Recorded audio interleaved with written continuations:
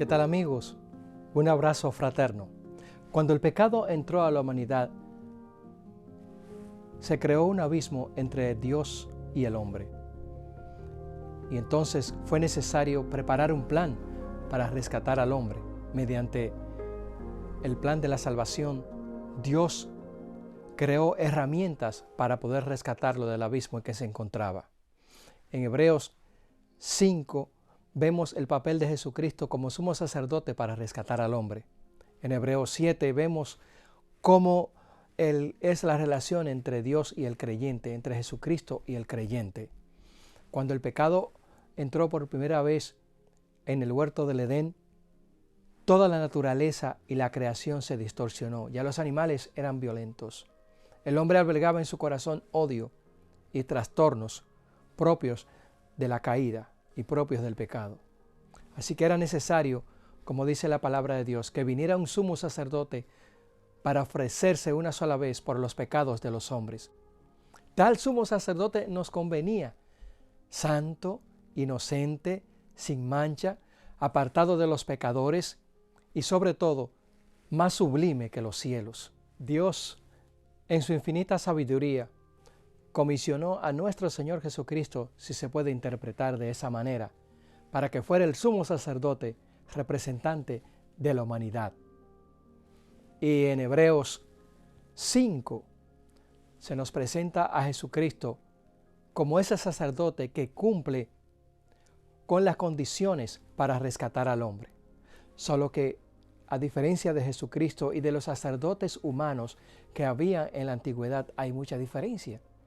Porque los sacerdotes humanos obviamente tenían tendencia al pecado, pero Cristo era de origen divino. Y al ser de origen divino, pudo cumplir con la voluntad de Dios. Dice que el Señor Jesucristo en el Getsemaní oró profundamente y rogando a Dios para que lo librara de la muerte. Así que Dios lo libró de la muerte, porque Dios tenía el poder de librarlo de la muerte, pero también Jesucristo aprendió la obediencia. No porque Cristo tuviese que ser obediente, porque Él era el comandante en jefe del universo, así que Él no necesitaba obedecer, porque Él era obediente. Además, Cristo fue el sacerdote que cumplía todas las cualidades para ser representante y se ofreció como rescate por la raza humana y entendía las debilidades del ser humano. Los sufrimientos y la muerte de Jesucristo en el Calvario fueron parte de su ministerio. No porque Él tenía que sufrir. Ese sufrimiento no podía ser lo más perfecto o imperfecto. Él era perfecto. Él sufrió porque nos amaba. Él sufrió porque somos sus hijos y porque como sacerdote divino entendía la condición del ser humano. Un sacerdote que no tuvo que ofrecer sacrificio por sus pecados, porque Él fue sin pecado. El libro de Hebreos, en el capítulo 5, nos menciona un dato muy importante, y es que Jesucristo fue sacerdote según el orden de Melquisedec.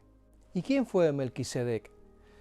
Es interesante porque la historia nos dice que cuando Chedorlaomer, un rey cananeo y unido a otros reyes, se enfrentaron a los reyes de la llanura, incluyendo al rey de Sodoma y de Gomorra, pero específicamente al de Sodoma. Este Chedorlaomer conquistó a todos esos ciudades-estados que habían en la región del Mar Muerto. Y en esa ciudad de Sodoma estaba el sobrino de Abraham, Lot, y fue llevado cautivo. Así que cuando fue llevado cautivo, Abraham tuvo noticias de que Chedorlaomer había conquistado las ciudades-estados de la región del Mar Muerto y que había llevado prisionero a su sobrino. Reunió un ejército de más de 300 hombres y salió para enfrentarse a Chedorlaomer y a sus soldados. Abraham, comisionado por Dios, obviamente se enfrentó a Chedorlaomer y lo venció. Era imposible pensar que Abraham venciese a Chedorlaomer. Era un ejército muy poderoso si no hubiese posible por la intervención divina. Así que después que Abraham regresó de vencer a Chedorlaomer, Es bueno mencionar que Abraham no estaba de acuerdo con la injusticia ni con el cautiverio de personas para servirle a otros reyes, o no estaba de acuerdo con la esclavitud. Así que aparece un personaje que se llama Melquisedec, y ese personaje era sacerdote. Dios lo había comisionado a él para que tomara los diezmos de Abraham, de todo lo que Abraham había conquistado en la guerra. Era costumbre en esa época que cuando el vencedor conquistaba, el botín de los vencidos le pertenecía a él y a sus soldados. Así que el rey de Sodoma le dijo a Abraham que tomara el botín de Chedorlaomer, a lo cual Abraham se negó rotundamente porque dijo: no digan después que ustedes me han enriquecido a mí. Realmente Melquisedec fue un prototipo de Jesucristo. Melquisedec fue superior a Abraham porque tomó los diezmos de Abraham. Ahora bien, ¿por qué Dios comisionó a Melquisedec como sacerdote y no a un sacerdote levita? Porque todo parece indicar que Melquisedec era un rey cananeo. ¿Por qué? Porque Melquisedec era un prototipo de Jesucristo, del sacerdote que habría de venir, un sacerdote diferente al orden de Aarón, a los levitas, y un sacerdote diferente a los demás sacerdotes de otros países también que había alrededor de la tierra de Canaán.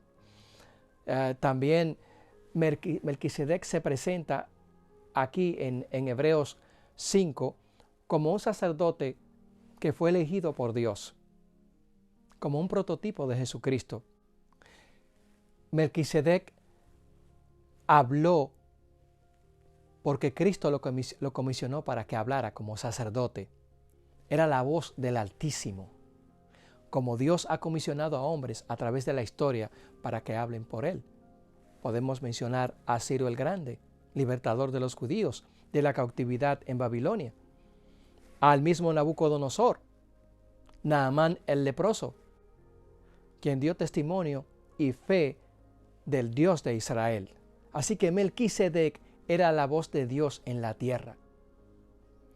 Jesucristo fue un sacerdote eficiente, pues la perfección no era la característica de los sacerdotes levíticos, ni mucho menos lo fue de Aarón. ¿Por qué? Porque ellos eran seres humanos. Así que, ¿qué necesidad había de levantar o de crear otro sacerdocio aparte del sacerdocio de los levitas?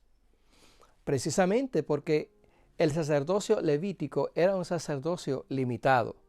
Por ejemplo, los sacerdotes era un medio entre Dios y el hombre, y los sacerdotes tenían que ser misericordiosos antes de hacer la expiación por el pueblo. Pero los sacrificios de animales y el derramamiento de sangre no quitaba de la conciencia el pecado del hombre. Sin embargo, mediante el ministerio de ellos, se hizo perfecto esa comunicación histórica que tenía que existir para señalar al verdadero sacerdote y al verdadero Cordero, el cual derramaría su sangre por la humanidad una vez. Y mediante el ministerio de Jesucristo se creó un ministerio de un sacerdocio perfecto, porque Él fue un sacerdote y es un sacerdote eficiente. Jesucristo pasa a ser entonces un sacerdote eterno, según Hebreos 7:16. ¿Por qué? Porque su sacerdocio pasó a ser un sacerdocio indestructible, según el nuevo pacto. También incluye mucho más que el perdón de los pecados. Implica poner la ley de Dios en el corazón del creyente. Y eso es maravilloso. Ser uno con Dios también es uno con los seres humanos. Y se ofreció una vez por la vida nuestra en favor de perdonar nuestros pecados. Dios, en su infinita sabiduría, comisionó a nuestro Señor Jesucristo, si se puede interpretar de esa manera, para que fuera el sumo sacerdote, representante de la humanidad. Y en Hebreos 5 se nos presenta a Jesucristo como ese sacerdote que cumple con las condiciones para rescatar al hombre. Porque los sacerdotes humanos obviamente tenían tendencia al pecado, pero Cristo era de origen divino. Y al ser de origen divino, pudo cumplir con la voluntad de Dios. Dice que el Señor Jesucristo en el Getsemaní oró profundamente y de manera decidida, rogando a Dios para que lo librara de la muerte. Dios lo libró de la muerte, porque Dios tenía el poder de librarlo de la muerte, pero también Jesucristo aprendió la obediencia. No porque Cristo tuviese que ser obediente, porque Él era el comandante en jefe del universo, así que Él no necesitaba obedecer, porque Él era obediente. Además, Cristo fue el sacerdote que cumplía todas las cualidades para ser representante y se ofreció como rescate por la raza humana y entendía las debilidades del ser humano. Los sufrimientos y la muerte de Jesucristo en el Calvario fueron parte de su ministerio. No porque Él tenía que sufrir.